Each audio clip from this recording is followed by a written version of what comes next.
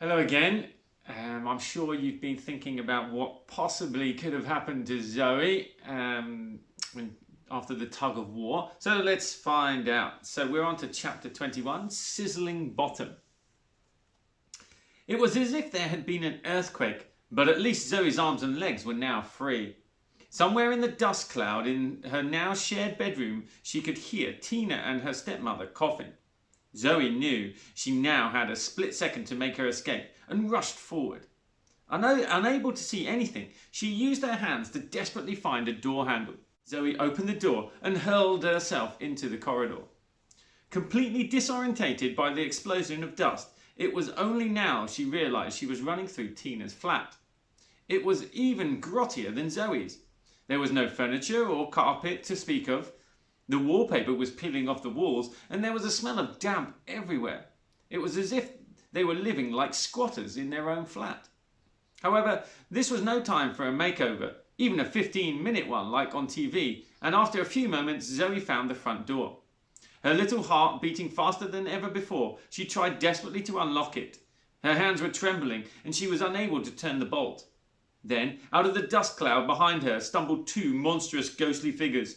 Huge and looming, all white but with open, screaming mouths and eyes bulging out red in fury. It was like something out of a horror film.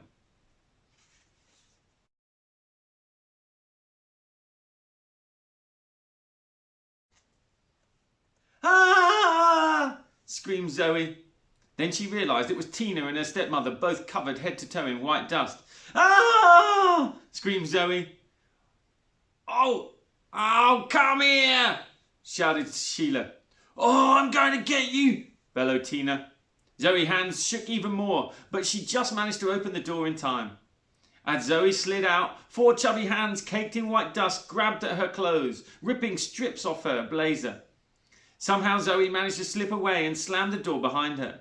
Running down the communal corridor, Zoe realised that both ways out of the great leaning tower block, the stairs and the lift, were sure to result in capture.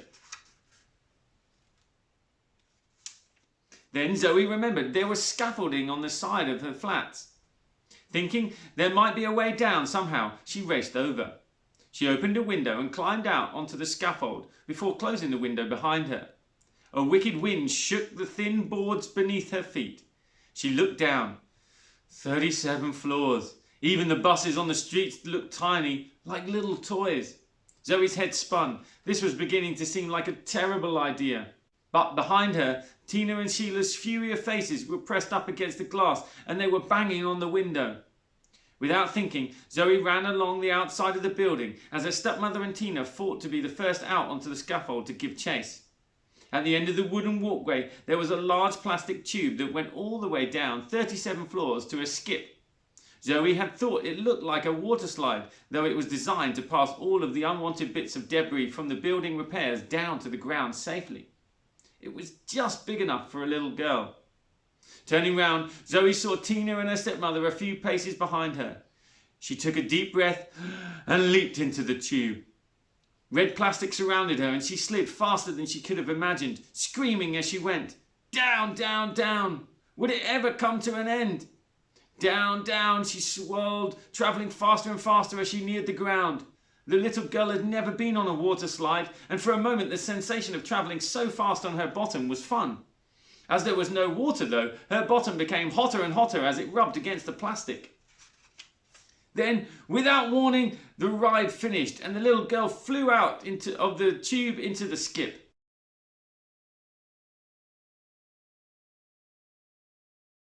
Fortunately, there was an old mattress someone had illegally dumped in there and it cushioned her fall. Her sizzling bottom now cooling, Zoe looked up at the scaffold. She could see her oversized stepmother stuck in the mouth of the tube, with Tina vigorously trying to push her down by putting all her weight on the woman's huge bum. Push and push as she might, Sheila's body just wouldn't fit. Zoe couldn't help but smile.